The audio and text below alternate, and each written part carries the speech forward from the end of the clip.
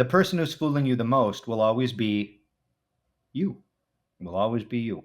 The question is, are you on to yourself?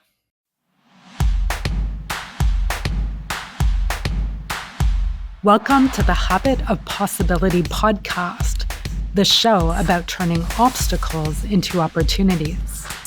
I'm your host, Robbie Spier Miller. Today, we are exploring how our subconscious minds respond to magic and how we can expand our possibilities with this awareness. Our guest today is Scott McFall, magician, mentalist, and hypnotist who has helped thousands of people improve their lives over the past 40 plus years. Hello, everyone. This is Robbie Spier Miller with the Habit of Possibility podcast. And today we're going to be talking with Scott McFall, who's been my mentor for, I think, about 17 or 18 years now. And he is a magician, a hypnotist, and actor. And he spent a lot of time being curious about how our human minds work and how magic can open us up in different ways. And so today I would like to explore that topic so that you can see how engaging with magic can help you see different possibilities in your life. So welcome, Scott. Hi, Robbie. How are you? Doing great. I'd like to know what is it that stands out the most for you about magic that helps you see things other people don't see or communicate in ways that maybe other people don't perceive? I think that maybe the best way to explain it is to talk about a context. When we get paid as neurolinguists and hypnotists to help people change what they can and cannot see, or what they believe or what they don't believe, what is possible and what is not possible for them, we have to change what they think, what they believe, how they filter the world around them. So in an academic sense, when you're in a classroom, it's incredibly difficult to get people to see that the way they're thinking is made up in their head, and that they're projecting a lot of that onto the world, where the world itself, there's a Mark Twain quote that ends with, "They believe so many things that just aren't so," And so we end up in a situation where our job to begin with is to loosen up an individual's model of the world, what they think they know, and then help to teach them how to observe either an outcome that they want in the future and reverse engineer it, or see that their assumptions turned out to be false. There are so many factors that impact this, like their loyalty or disloyalty to their parents, their loyalty or disloyalty to a group, whether it's the military or a religion, or the way that their school philosophy works, or how their licensed track profession thinks, or whatever it is. So there's social reasons that they believe what they believe. There's a fear of shame that may be the reason that they believe what they believe. There's all kinds of things that are affecting them. So you're in a classroom and you try to tell somebody human perception has to be edited in order to get in the brain. Because if you took in everything that's going on in the world around you, your awareness cannot process everything that's going on in the world around you. Now, the way they explain it in NLP is they have some arbitrary numbers. Who knows where they came up with these numbers, but they say that 2.3 million bits of information per second are hitting your nervous system, and your brain can process 150 bits per second plus or minus 4, is what all these textbooks say.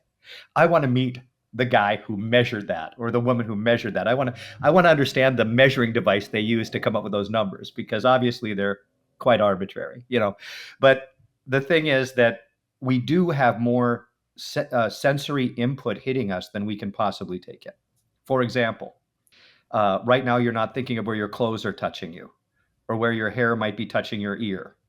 So we have to figure out somehow which information to pay attention to and which information to not pay attention to. We also have to figure out which information we believe and which information we don't believe. There has to be a mechanism by which we do this. The brain can project information quite intensely. In schizophrenia or other medical conditions, we see some very dramatic versions of hallucination and so on, don't we? Yes. Mm-hmm. We can also see these things with regard to certain drug impact. But what we don't spend a lot of time studying is how limiting, as we grow up, we get conditioned responses and routines. How do we tie our shoes? How do we put peanut butter on toast? What way do we ride a bike? And all of these habits start to make us see or not see certain things that are going on around us. For example, I don't really have a morning without coffee first. My nervous system seems to believe that there is no morning moving on without a cup of coffee, for example. Well, according to who? And where did this start? I didn't always drink coffee in the morning. Right? There's no basic need for coffee. And my nervous system radically disagrees with this. Radically disagrees, right?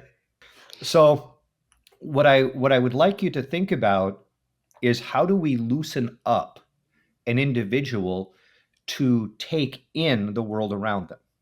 And it's harder than it looks. It's harder than it looks. So magic begins to demonstrate the art of entertainment magic begins to demonstrate that we're not taking in everything in the world around us, right? Mhm. And it starts to introduce the idea that maybe I don't know everything. Now, of course, then you learn so much about people because you see the people that makes incredibly frustrated, and you see the people that makes really entertained, and you see the people that are having to figure it out, and they will come up with an absolute thing they know is how they did it. Frequently not correct, but very assertive about how it was done. Right. So some people believe that if it fits into the structure they're used to, then it's true. Right, And that can kind of be right, like the magic wand and a magic trick. right, right. So, like this rope, for example, you know, if you know we're looking at a rope now. Have you been mastering any magic tricks? I have done a couple over the years. I need to do more. So, if we take the rope and we cut it, then people are going to start to begin to believe that we're going to magically put it back together, right? That's what they're going to think. So, as we take the rope and we magically put it back together, right? That's going to get a laugh. So the thing that happens with the audience is that they can understand that knot is tied the rope back together. Right. So for What people who are listening and not watching, can you describe what you did in words? Oh, I Just cut a rope in half and tied a knot in it, tying it back together, acting as if I was magically tying it together. right. But what starts to mess with people is when you do something like this. And so their reality begins to be changed as that knot can be slid at various places in the rope, right? Right. So you think the knot is holding the rope together, but really it's not Right. attached to the rope at all. Then you grab the rope and you slide that knot off the rope, you know. And the whole point of it is that is now outside of their reality. That is now outside of their scope of what they perceived. So that is known in magic as a sucker gag, where they believe they know what you did, but they do not know what you did, right? Make sense? Yep, absolutely. Yeah. So we're these sucker gags are happening all the time in real life. Right. Does that make good And sense? it does. Yeah. And we do them to ourselves and, the world around us does it and it's everywhere. Right. Right. So now talk about just as a question back, do you remember watching the Hindu basket on the deck in Raleigh, North Carolina? I remember watching, but that was a long time ago, so I'm not sure I remember a lot of details. Uh, remember that you watched a person be put in a wicker basket, very small wicker basket, and then massive torches be shoved through the basket and swords shoved through the middle, where there was no possible way for someone to be in that basket. Right, without getting hurt, yes. And so, as you watch that, you came up with the idea that there had to be a hole in the deck. I specifically came up with that idea? Yeah, you made Okay. that comment. Clearly you remember this more than me. Yeah, Okay. yeah. Because of course it's fascinating that you would come up with that, right? And Okay. so in magic, that particular illusion is, centuries, even 1,000-year old effect that was used to uh, demonstrate the idea of magic or the idea of imperviousness to attack, right? Hmm. And so there's a lot in, for instance, spiritualism where we see people meditating and levitating in art and in papyrus and all kinds of places where what we're really seeing is the way that people utilized myth to get individuals to chase higher forms of meditation or more yoga or chasing a higher performance, right? Right.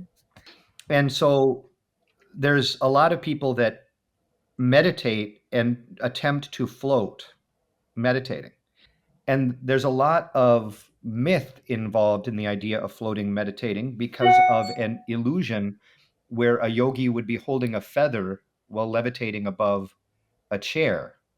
And the issue is that there are secret ways that that yogi is being held up. But then, of course, the students continually chase this dream. Right. So we need to understand that our imagination is what is necessary to speculate about the future. And if we only use our imagination away from the fears that have happened to us in the past, the threats that have happened to us in the past, we do less and less, or we only do the same thing over and over and over again. Right. Yes. So to me, there's incredible power in understanding how reality itself gets formed. There are incredible illusions in our perception based upon our perception of who we are. Are we willing to see ourselves as the hero? Are we willing to see ourselves as the villain? Mm. Jung came up with the idea of the shadow self, trying to get people to understand how to process when they're doing the good thing or the bad thing, or when they're not understanding the impact of their behavior on others, and how to evaluate their own behavior without shame destroying their ability to perceive reality itself. So, in The Emperor's New Clothes, we see that we become by far the blindest we ever are is when we're on a high. By far, the blindest we ever are is when we're triumphing and we're ego high and we're euphoric, right? Think about the behavior on New Year's Eve and we're euphoric and people's behavior is very uncontrolled, for example. Um, so there are moods that are highly illusionary. And so people don't want to be wrong. And once they have an assumption, the hardest thing to do is teach them that the assumption might have been incorrect. People believe illusionary materials all the time. One of my favorite debates to get into is the debate of evolution. And it's not a debate in the minds of most academics in any way, not a debate at all. And it's interesting because their evidence will be, well, we can breed flowers and we can do genetic manipulation and we can do this and we can do that. And so you'll say to them, have you ever made a flower into an aardvark? You know, have you ever made a lizard into a sloth? You know, and it's not that evolution is true or false. That's not the point. The point is not whether it's true or false. It's is there direct evidence of it? Right. We're Is there making exact direct? leaps, is what you're saying. We're Yes. making leaps and uh, assumptions. Yeah. yeah. A magician is going to be very aware of those leaps, Hmm. whereas a person trying to be hyper literal is ironically going to believe leaps more. It's easier to fool a scientist than a child. A child will see the things going on, a scientist will not. And the scientist will not see it because the scientist believes his own perception or her own perception. So obviously, I can't tie a knot in this without letting go of an end. So if I don't let go of an end at all, and I just take this rope and do this, there's no way that that knot could be in there if I didn't let go of an end. So for hours and hours, you've watched me with people with PhDs and physicians and so on, who over and over again cannot make that happen because they cannot wrap their mind around that they're missing a piece of information. They believe their own perception. Does that make sense? Do you see the It, truth of that? Yeah. So would you say that it's because when people are educated to that level, they often have a lot of pride in the fact that they know stuff, or that they are, maybe their view is reliable, or that they see things rationally. So the idea that they're missing something is a shameful thing to them, or something that's emotionally uncomfortable for them. Is that what Maybe, the maybe, Mhm. maybe, but I think it's also just a simple matter of habit. Like, sure, there may be some pride in it, but I think their perception seems to work every day. So Right. why wouldn't they believe it? You know, it's, I think the important concept here is, can you be externally curious? And can you fantasize three or four possibilities instead of that it has to go one way? Or maybe seven possibilities, or whatever it is, right? Okay. So I So think the question in this being comfortable with not knowing, or that there could be a lot of ways this is happening that you're not seeing, and totally at peace with the that, the issue is thinking you have to know. right? A person who is a highly successful academic is usually not very effective in real life. C students tend to out earn A students. Why is that? Maybe one of the big reasons is the concept of being comfortable winging it. Maybe being comfortable winging it is really important. Maybe being comfortable winging it is incredibly important. So in magic, you're showing someone that their assumptions might be false. And as you're showing them that their assumptions might be false, they consider possibilities. So Siegfried and Roy's show in Vegas, for example, they had this sarmorte, this magic word. And this word meant Siegfried and Roy, masters of the impossible. And they pushed the impossible their whole lives. And they both passed on now. And of course, what they're known for nowadays, more than anything else, is the fact that one of their tigers attacked Roy late in their career. But in reality, they had a tens of millions of dollars show at the Mirage for years on end, as well as other shows, where people floated and vanished and materialized, and dragons appeared, and all kinds of things took place. That was a surreal fantasy that changed what people in the audience believed happened to be possible. And it was based upon the concept of secrets, on the concept of what don't they know. And so these two big stars would be wandering through the audience, and there are these black hooded figures that were giving little kids stickers, like little lions and little hearts and little stuff. Well, it was actually, both of them were people doing that. They were walking through the audience, and they liked the fact that the audience didn't know that they had touched them in a caring way, kind of thing. So, how much does this help in parenting, Robbie? To know that this child's perception does not match your adult perception? How much does it help with a student to pace? Here's what they are understanding and not understanding in this moment, and here's the pace at which we're going to go through this stuff until they really have mastered it. Mhm. How powerful is it just to sit there and look at them until they realize, oh, I have to do it so that this person can see me do it? And in order to know this, we have to understand this. Even the idea of teaching, we have to know the difference between the way they're filtering reality and what they're seeing, and what we know and how we're filtering reality. So when you're in that type of position as a teacher or a parent, and you know more than the people who you're leading, there's a lot of responsibility associated with that, because somebody who doesn't have integrity can use that in a way that would be hurtful to the person, or would mislead them. Even accidentally. Yeah, even And the accidentally. issue, yeah, and the issue is that if a person is not safe being wrong, it's very difficult to give them feedback if they're not safe being wrong. So perhaps one of the first lessons is, how do you help a student be safe being wrong? Yeah, we do that a lot with students. It's a very Well, common theme.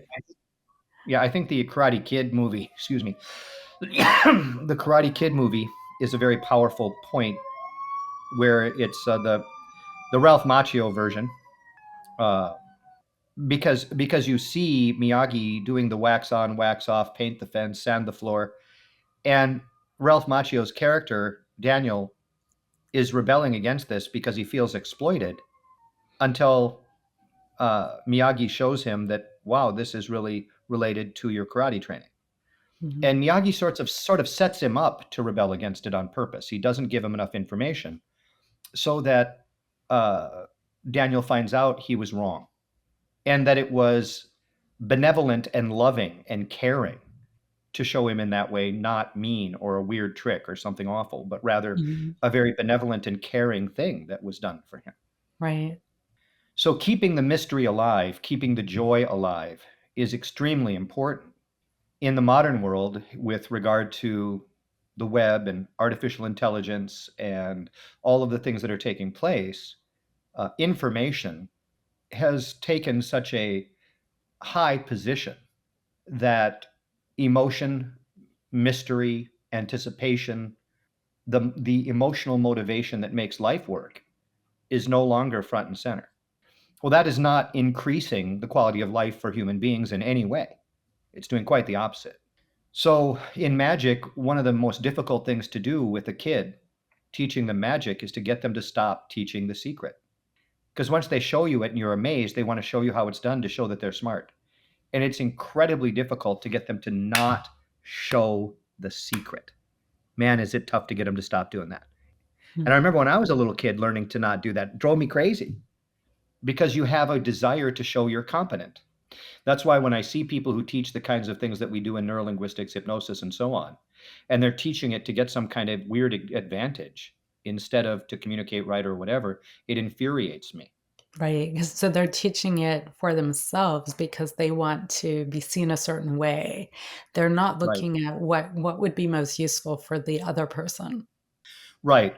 We shouldn't be making better criminals. We should be helping people to be better people. Yeah. So when an individual shows up who's immature, who wants to get a weird advantage, that's not the time to hand them a tool. But that art form is being lost. Mhm. So there is magic, and the magic is in the mind of the viewer. And the magic doing hypnosis, neurolinguistics, helping people to quit smoking or get control of their weight or change the way they communicate in relationships or alter the way they anticipate the future to be enthusiastic to some degree rather than averse to their own future, Mhm. or to change the way they interpret when they let themselves down so they learn from it instead of getting disillusioned or disheartened from it. Right, So, or when the world lets them down, because I think all of us have had the experience of somebody doing some kind of real world magic trick that wasn't in our interest, and you can respond to that to say, "I'm never gonna let that happen again," or you can go, "Yeah, that's human nature," and learn from it and look for positive ways to useful ways to experience magic for possibilities. that's the first learning. That comes before the one I was talking about. The second learning is I'm just like them, holy crap. Yes. Right, like Okay. So, nobody is not tricked, is what you right. mean. Well, it's more than that. Nobody is who they think they are. Right. The person who's fooling you the most will always be you. And so the question is, are you on to yourself? Mhm. And so in NLP, in neurolinguistic programming as an art form, they talk about, can you see what someone else is doing in their attitudes, values, beliefs, and how they're making decisions and so on? But then they talk about, can you do that with yourself? Can you step out of yourself in the third person and see your own attitudes, values, beliefs, decision strategies, and so on, and see when they're accurate or inaccurate, and so on, Mhm. and or see what your real motives are. Are you able to admit your own secondary benefit to the things that you're doing? And I can say with experience as a teacher, I'm aware of folks where that never happens, where they never see their own secondary benefit Can you or explain their for own people what secondary benefit is? Because some people might not know. secondary benefit. All human behavior begins from a positive intention, is one of the assumptions we make. And so, even though there might be a negative behavior, all behavior begins for some reason. Like Maybe it's to blow off steam or to defend oneself or to relax or to escape a different stress. There's always some reason. So even though smoking is very negative, they're deep breathing, they're escaping something, they're relaxing, maybe they're rebelling. So there's always a secondary gain to something that you're doing. And even if it's something you need to shift or quit, and if you're agreeing with that positive intention, you can always get it a new and different way. But if you're fighting with yourself, you tend to kind of go in a circle, getting the secret positive intention or almost secret positive intention, and then feeling ashamed or irritated, and getting the intention and ashamed or irritated. So that's how So a it's compulsion is. it's a magic trick on yourself. Right, which all human Mhm. perception is. Yeah. Perception and the map inside of your head is not reality outside of your head. And so this set of art forms helps us to consider how we could get it closer to the world outside of our head and how we can chase the outcomes we want. So it makes us a better GPS for where we want to go in life, because if we know where we're really at rather than what we're projecting and where we really want to go, then we can see the things that need to happen in the middle, the skills that need to be learned, the disciplines that need to be learned, the way we need to change what we're doing. We can't do that if we can't see what's actually happening. And we can't see what's actually happening if we're assuming that it's just like everything we saw before. We can't be accurate about where we are. What if your GPS in your car was like that? Well, I think we might be in Albuquerque or we might be in New York City. Now let's try to get to Toronto. Well, there's going to be an issue. Everywhere that people are struggling in life, that's kind of what's happening in their human perception. Because it's not comfortable to admit, well, here's where I am and here's where I need to go. Maybe the reason for that is it just seems like it's too hard to catch up. Mm. Maybe it looks insurmountable, but there really isn't anything that's insurmountable. This gets very difficult when there are health issues, like when there are hormone problems or blood sugar problems or there's chronic pain. That takes up such high amounts of perception and fatigue. So the thing is, you see the power of myth. If someone's in a lot of pain and you can get their mind and their perception chasing something, and that pain is sort of set aside in their perception, a lot of pain management is based upon that exact kind of concept. So But that all of a shows sudden, the we're not. Oh, go ahead. Go ahead. No, I go right was ahead. just gonna say that shows the importance of having a mission in life, because then no matter what's happening, you're still on that mission, and that's the thing that matters. So it helps you deal with the struggles along the way. Right. So when someone is afraid of core shame when they're growing up, for example, they will do this themselves. They'll become compulsively about others, for example, or they'll compulsively empathize because they think they're making up for something.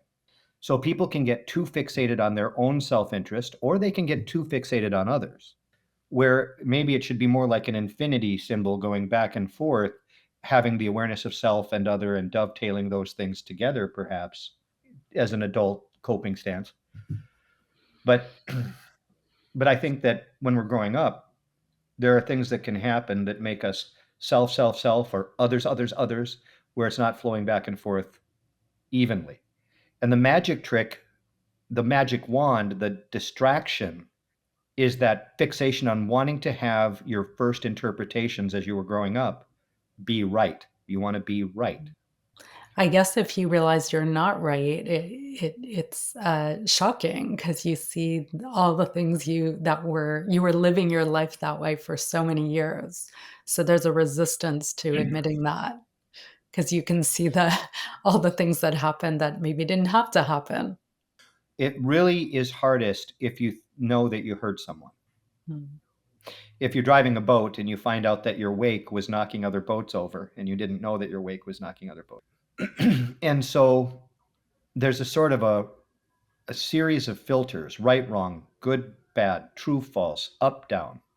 And in order to get out of those, in the perceptual engineering uh, department, we talk about, is it useful or unuseful, instead of good, bad, right, wrong, true, false, up, down. Now, the useful or unuseful thing sort of hints at that you need to fantasize the future instead of the past. You can't look at just now. You can't look at the past. You have to, in order to use this, is it useful or unuseful, you have to answer a question in your head, which is useful for what? Mhm. And that the point is that you're chasing something then instead of running from something. Mhm. Useful to accomplish what? And you have some kind of vision, like you know where you're going. Right, right. Yeah. So the reason that doing magic and certain puzzles or taking people on the sailboat during sailing an NLP or any of these things is necessary has to do with putting them in an environment that they are not used to being in, which then makes them externally curious, which then helps immeasurably to teach new concepts. Often the concepts are not complicated. They may be powerful or useful, but the issue is the person was rejecting those concepts. So sometimes there needs to be enough drama or a change of scenery or a difference for them to pay attention. Yes, and then there needs to be a discovery for how to make sure they take the new learning into the context of their regular life instead of thinking it's only true when they're at the magic show or at the lecture or at the school or on the boat. How do we get them to generalize it and take it with them and notice what it does for them in their real life? That's another huge issue. And of course, these things seem obvious. They seem like no big deal, but they take art, they take um, deliberate thought and checking to find out whether or not it's working. Mhm. So are we hitting the idea that you wanted to hit with regard to magic and perception, or are we just skirting it? I think a lot of these ideas are really interesting for people, and I'm curious about like, I've been learning this for years and teaching other people for years, so I totally get what you're talking about. I'm wondering if we can give some more practical examples for people, like if they want a possibility in their life, what would be a practical thing they can do to use magic to help them get it? Imagine that you need to have more money, but then imagine that all of your life you hated your jobs. What a horrible puzzle.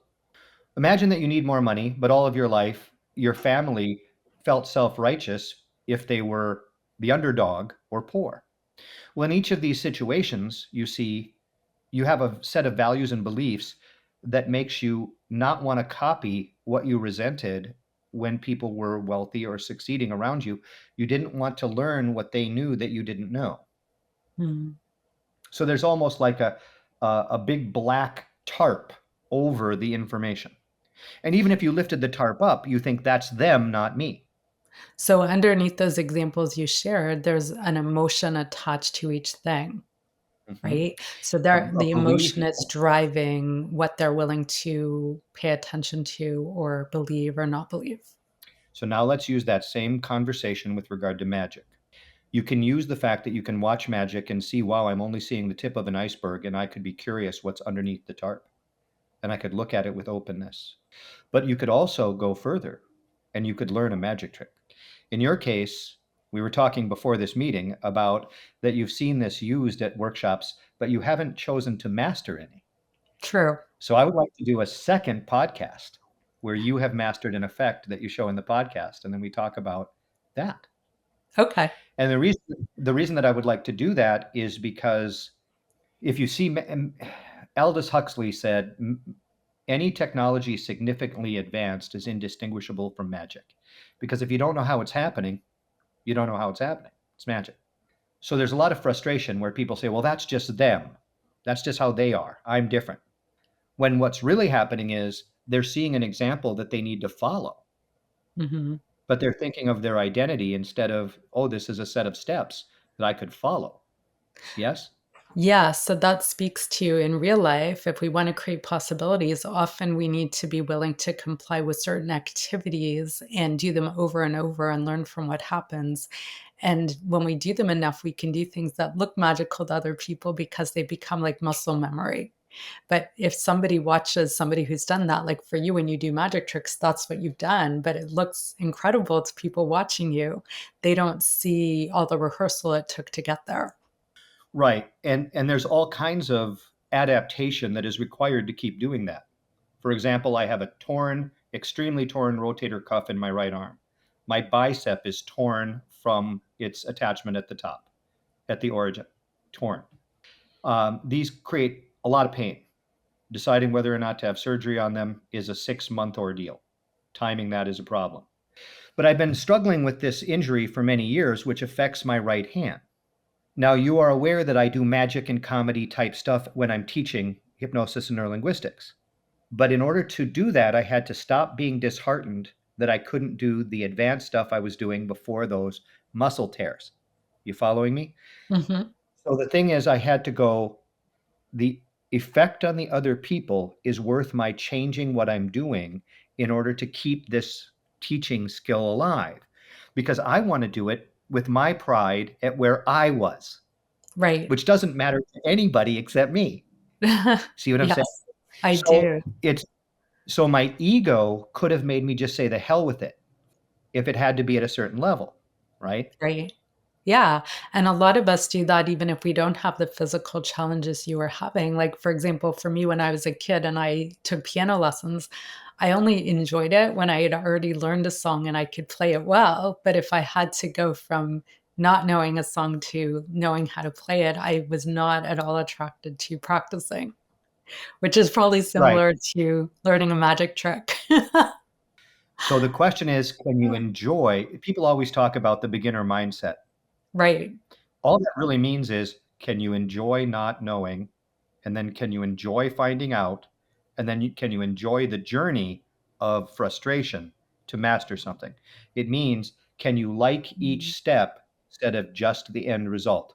Can you like each step instead of just the end result? And that is a maturity test. And can you be attracted to it? Because in life, there's so many things you could be doing. And so we'll do the things that either seem like a priority or the things we're attracted to doing. So can you learn how to be attracted to that Right. And newness? all you have to do in order to do that is realize you were originally attracted to your parents' approval or avoiding your parents' disapproval and so on, one or the other. And that's not a good enough way to do it. It needs to be more Mhm. complicated than that, more nuanced, more wonderful than that, more expanded than that. And so that's the bottom line. Right. So it needs to really be more outcome oriented than that because as an adult, we're not it's we our mission needs to be the thing we're chasing, not our parents' approval. As kids, the chasing the parents' Mhm. approval can be about survival. So it's more appropriate or relevant at that age. And so we need to graduate to another place where we actually have a real life mission. Right. So in the next podcast that we do about this perceptual subject, you're going to do an effect Okay. and I'll do a different effect. And then we'll talk about how the senses work to build the map inside of the brain a different way. In my opinion, that's the next thing we should do. I don't know if you agree, but I think we should play that game. Okay. Yeah, let's do it. You can connect with Scott McFall at hypnosisconnection.com. Let us know what you think of the show. Reach out to us at mindlinkconsulting.com. And if you like this show, please rate and review us so that other people can find us too. Thanks so much for tuning in. I'm Robbie Spier Miller, the host of the Habit of Possibility podcast. Tune in next time to learn more about how you can turn obstacles into opportunities and make the most of your life and career. And if you're interested in connecting with me and learning more about personal and business coaching, consulting, and training opportunities, go to mindlinkconsulting.com or hypnosistrainingcanada.com and schedule your free consultation.